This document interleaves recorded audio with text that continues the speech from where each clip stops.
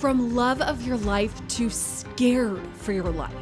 That's what one South Carolina woman felt when she came home to allegedly find her ex-boyfriend hiding in her shower, naked, all but for a makeshift mask he created from her underwear and armed with a knife.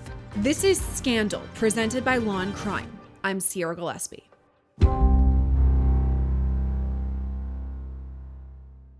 There's a reason that people say breaking up is hard to do. Because it is, right? I mean, there's hurt feelings, schedule or habit changes, maybe even somebody moving out, and all of that is normal. It's to be expected. What isn't expected, though, is going out to dinner and drinks with your girlfriends, coming home and finding your estranged ex hiding in your shower naked and with a knife. But that is allegedly what happened in this case, taking the relationship from kissy faces and celebration pictures to a mugshot, criminal charges, and a civil lawsuit. Today's scandal takes us to Charleston, South Carolina, the home of both the victim and defendant in today's case. At one point, they were a couple, Hayley Legans and Jackson Arnold, and there are a bunch of pictures of them together on social media and even posts of them expressing their love, like this one. This was posted on September 11th, 2024 from Jackson's account, and the post included pictures of the couple together, and this is the caption he wrote. Happy birthday to the one and only Hayley Legans, white heart emoji. From the day we met to now, you have grown so much, both in yourself and in your relationships with others, and I am ecstatic to be celebrating you today, white heart emoji. You're a blessing to us all, and truly someone we can all look up to. Words can't begin to describe just how proud of you I am for how far you've come, and I just know that you're going to go on to do great things in this world. May today be a day you never forget, but rather one you cherish forever, white heart emoji. 24 looks incredible on you, sweetheart, 3 exclamation points. I love you and happy birthday, white heart emoji. They seem like a happy couple, right? I mean, they could have been for a time, but according to local TV station WCBD, they were in an on-again, off-again relationship. And according to Hayley's civil lawsuit, that relationship actually ended prior to May 3rd, 2025. But it was the night before that when things really changed. And that brings us to May 2nd of this year. According to the civil lawsuit, after the plaintiff, meaning Hayley, and defendant, meaning Jackson, broke up, the defendant became hyper-obsessed with the whereabouts of plaintiff. So much so, according to this civil lawsuit, that Jackson allegedly would follow Hayley around, including to her job as a nanny where she worked with young children. But things really came to a head, as I said, on May 2nd. Now that night, Hayley went out with some friends for some dinner and drinks, had a great time. When she finished up, she went back to her home in downtown Charleston. Now, Hayley went inside and everything seemed normal. Like, you go inside, you don't think anything's wrong. I mean, there were no signs of a break-in. There didn't seem to be anyone there, and she wasn't expecting anyone. So Hayley just carried on as usual. She changed her clothes, and then she was about to walk over to her parents' home that was connected to hers when, without warning, a man appeared in her bathroom. He'd been waiting for her, hiding in her shower. And get this, the man wasn't wearing any clothes. No, he was standing there completely naked with 2 exceptions. First, he was wearing a pair of Hayley's underwear as a mask concealing his face. And second, he was holding a knife. According to WCBD, police say the suspect held up the knife and pretended to slice Hayley's neck, almost like a threat. Turning to the court documents now, quote, that the defendant began to approach the plaintiff at a rapid pace while wielding the aforementioned knife. So as he's running at Hayley with this knife, she's able to somehow wrestle it out of his hands, but then he allegedly turns to manual strangulation. Her civil lawsuit says, quote, without warning, the defendant pressed his hands against the plaintiff's throat, forced her to the ground, and choked her forcefully. But Hayley wasn't done fighting yet. She was able to grab away that underwear mask off of the man's head, and that exposed his face. And that is when Hayley realized she knew the intruder. It was her ex-boyfriend, Jackson Arnold. Upon removal of the underwear, the defendant stopped choking the plaintiff and began muttering uncontrollably. At that point, Hayley was able to escape over to her parents' house where she called police. Now, before Jackson was booked into jail, he did offer an explanation to all of this. He said it was just a prank. He wanted to lighten the mood and talk to Hayley.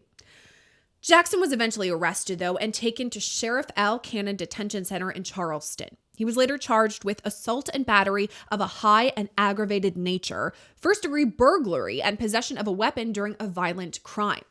Investigators believe that Jackson snuck into Hayley's home through a detached garage and then just waited there for her, naked, in the shower until she arrived home from dinner and drinks with friends. The criminal proceedings in this case are still ongoing, and so too are civil. That's because Hayley actually filed a lawsuit against Jackson just last month, alleging intentional infliction of emotional distress, civil assault and battery, and trespass. Now, here's what she says for each of these allegations. Let's begin with intentional infliction of emotional distress. Hayley says, quote, that the defendant's conducts and actions were reckless and could reasonably be foreseen as causing the plaintiff great emotional distress. That the defendant's conduct and actions were so extreme and outrageous so as to exceed all possible bounds of decency and should be regarded as atrocious and utterly intolerable in a civilized community. In terms of the civil assault and battery allegations, Hayley and her team allege that the defendant acted with intent to cause harmful and offensive contact with the plaintiff by brandishing a knife and choking her. The plaintiff was aware of the threat and had a reasonable belief that the harmful and offensive contact would take place. That the contact itself was physically harmful, causing injury, and offensive as to any reasonable person's sense of personal dignity. And for the trespass allegation, Hayley's lawsuit alleges that the defendant intentionally and without authorization physically entered into the plaintiff's domicile, that at no time did the plaintiff give the defendant permission to enter her domicile, that the defendant knew that his actions constituted a trespass. Hayley's civil lawsuit ends like this, quote, wherefore the plaintiff prays for judgment against the defendant in a just and equitable sum of actual and punitive damages for the costs of this action and for such other and further relief as this court may deem just and proper. Those are the facts of the case per court documents and reports, but I still have a lot of question marks about this case, and I bet you guys do too. So let's head to our interview now. I'm joined by former sex crimes prosecutor and criminal defense attorney Serena Townsend. Serena, thank you for coming on and talking about this pretty crazy case. I guess I'm just going to start with the prosecutorial side of your background. Why isn't there an attempted murder charge? The fact that we have a knife and then strangling in all of this, like he strangled her according to prosecutors. I mean, why isn't that a charge? That's a great question. Typically, DAs are pretty conservative when it comes to charging attempted murder. It's usually in cases where there is physical injury, like pretty extreme physical injury. Oftentimes, if somebody is unfortunately shot and doesn't die, thankfully, or if they come close to being killed. So I hear what you're saying. You know, technically, if his intent was to kill her, which would also be a little bit difficult to prove depending on the situation, and he kind of lunged at her and he choked her and he started to do things that could have potentially killed her, it is a valid question. But typically that level charge is reserved for cases where somebody is pretty seriously injured.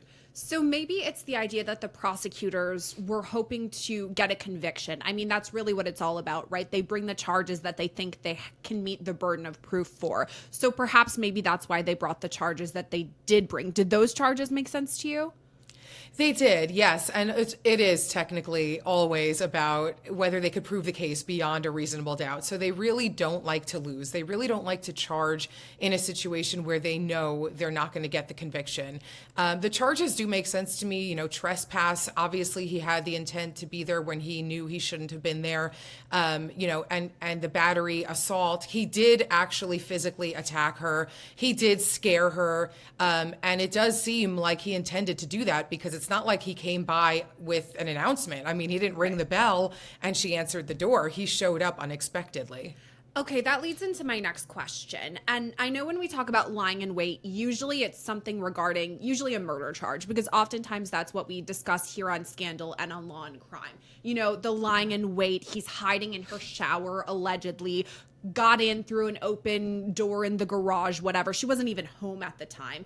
To me, I'm thinking that's a bit of premeditation. And again, I know we don't have a murder charge. We don't have an attempted murder charge. But still, I feel like the premeditation kind of carries the day here. The fact that he was waiting for her, broke into her home, wasn't even there. Also, to me, that's enough time if he's standing there in the shower waiting for her to come home to think it through and think, oh, I didn't knock on the door. I didn't have a key. I don't live here. Maybe I shouldn't be here. I mean, what are your thoughts about all of that and the time frame there?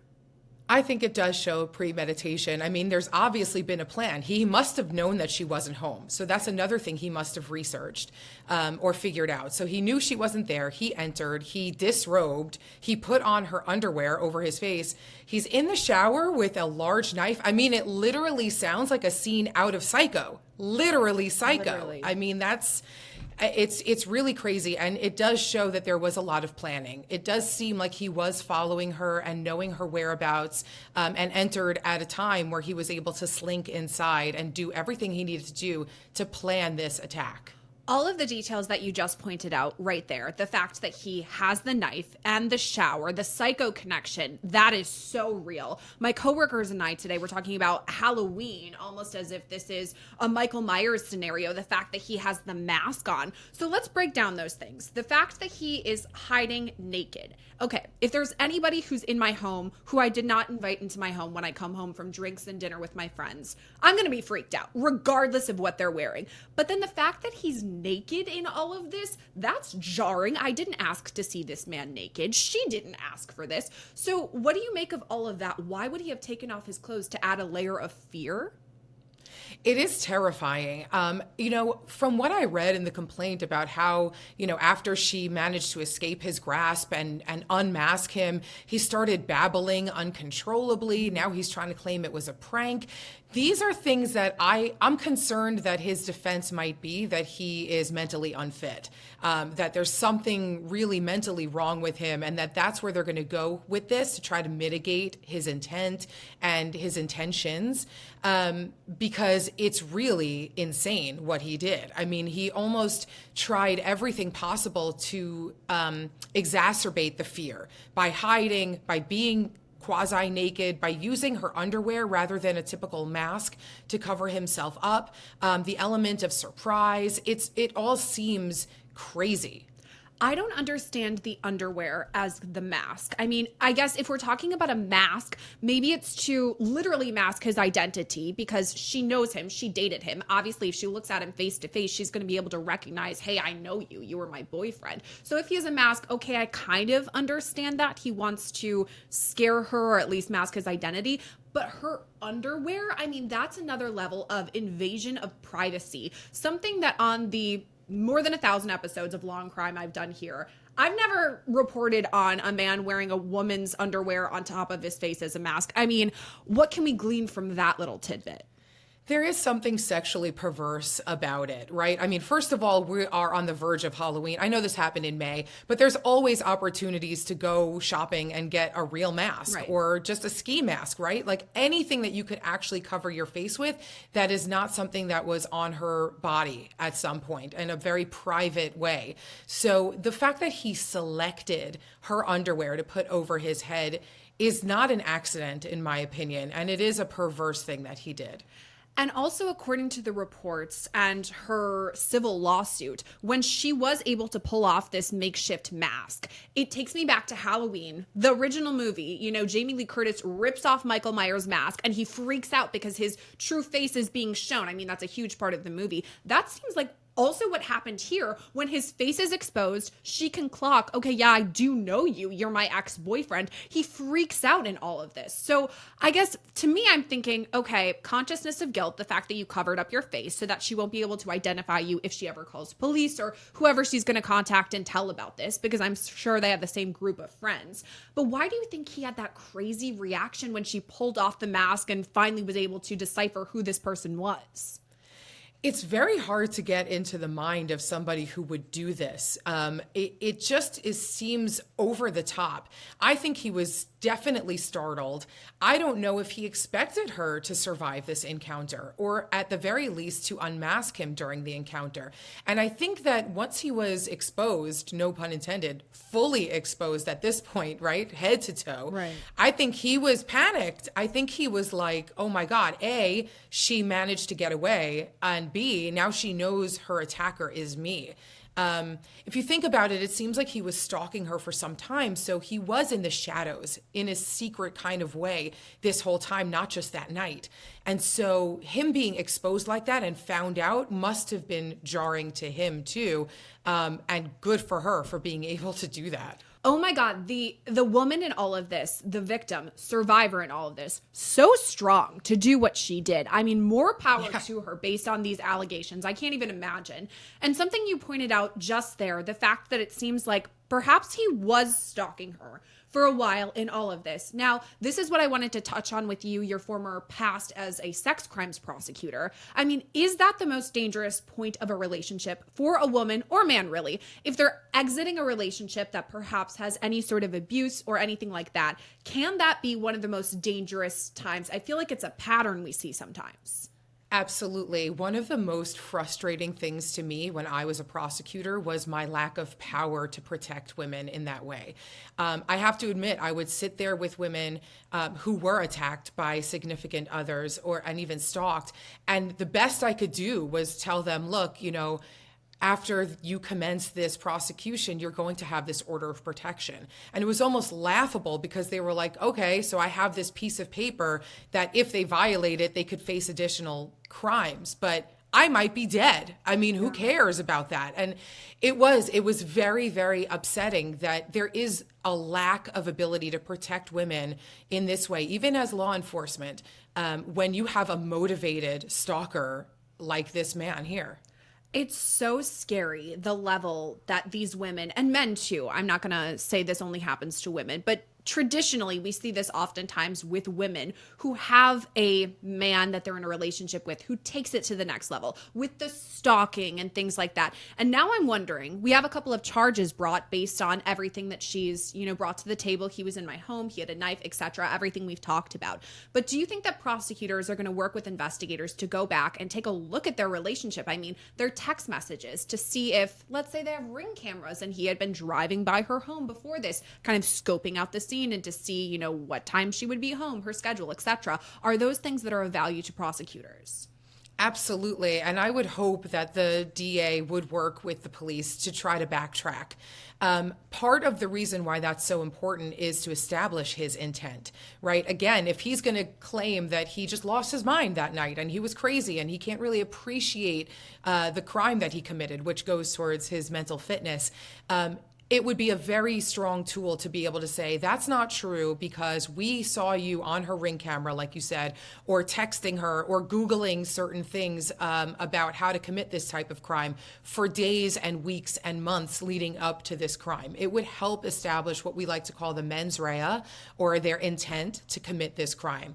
I do hope they dig deeper into this because that one incident, that one night, it doesn't feel like it was isolated. She may not know the other things that he was doing to her or, researching about her, but it would be good for them to find that out.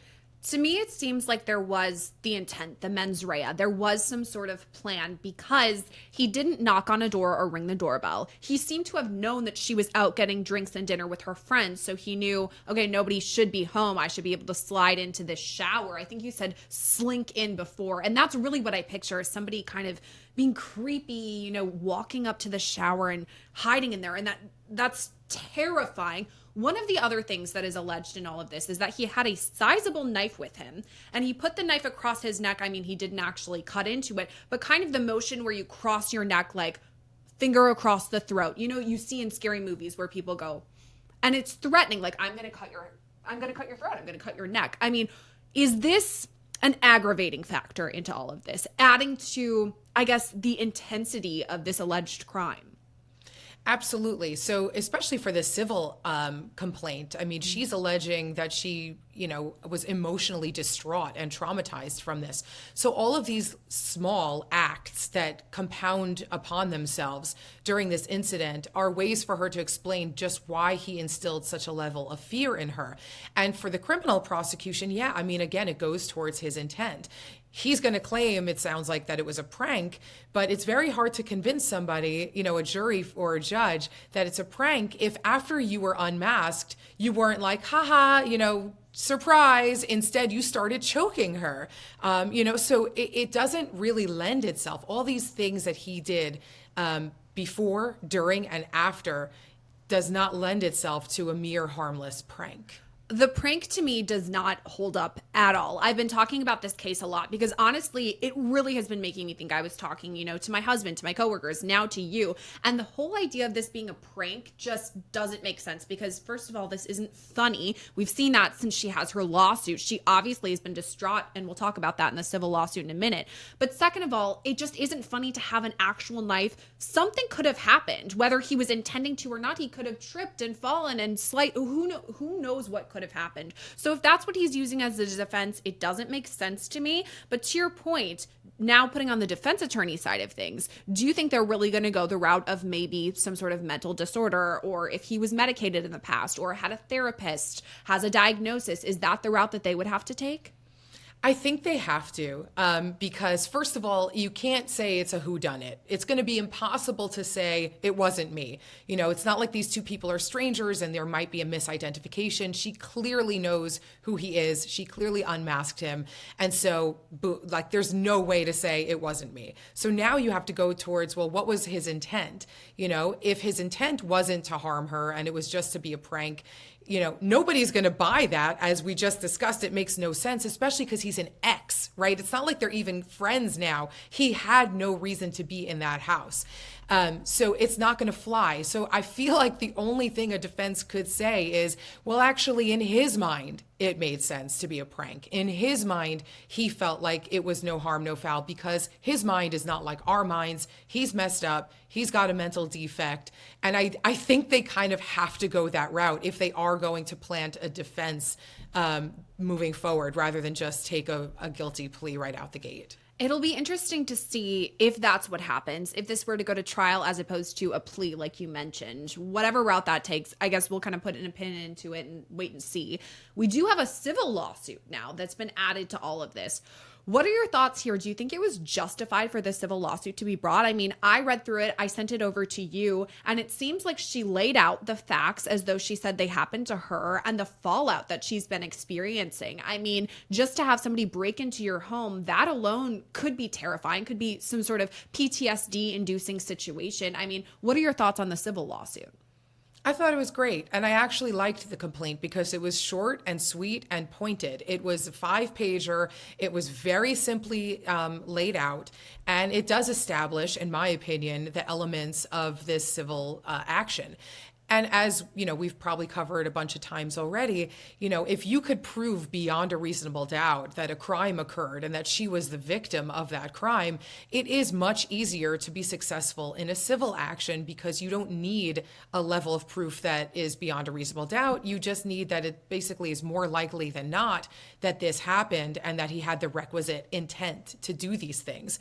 So I do think that, if they feel strongly enough that the criminal case could work out, then they certainly have enough proof to prove that she was emotionally distraught from this, and that he did in fact commit these acts that caused her that emotional distress. And I do think that everybody reading this and learning about this case would be, I don't think it's a surprise that somebody in her position would be emotionally distraught from these events. Especially the way that you and I are talking about this now and kind of putting ourselves into the perspectives. That's everyone's worst fear. When you're taking a shower, you're thinking, if somebody comes in here, I know every single person watching this video has had that when they're in the shower. Can you imagine standing in your bathroom brushing your teeth and somebody comes out of your shower? I mean, either way it goes is terrifying to have to think about. And something that also stood out to me in this civil lawsuit is, in the many civil lawsuits I've covered, usually the plaintiff requests X amount of dollars at the end. And I guess the majority that I personally have covered have been involving the P. Diddy case. So sometimes it's hundreds, millions, whatever it may be that they're requesting.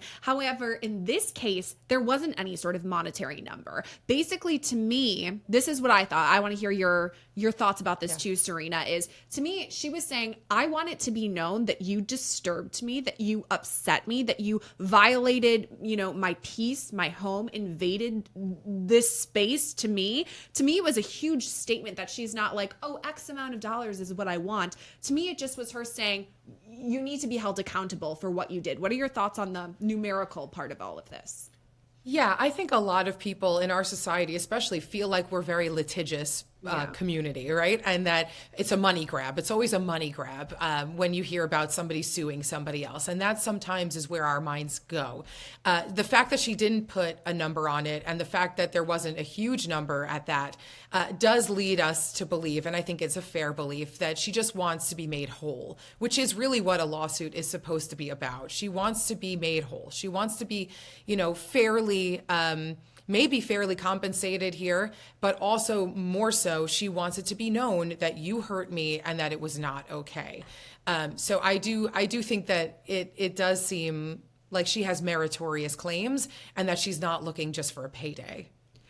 I tend to agree with you in all of that. And I mean, if I was putting myself in her shoes, I'm sure I would feel the exact same way. My thoughts go out to her. This is a really weird and interesting case that we had to kind of walk through today. Serena Townsend, thank you for coming on and breaking it down for us.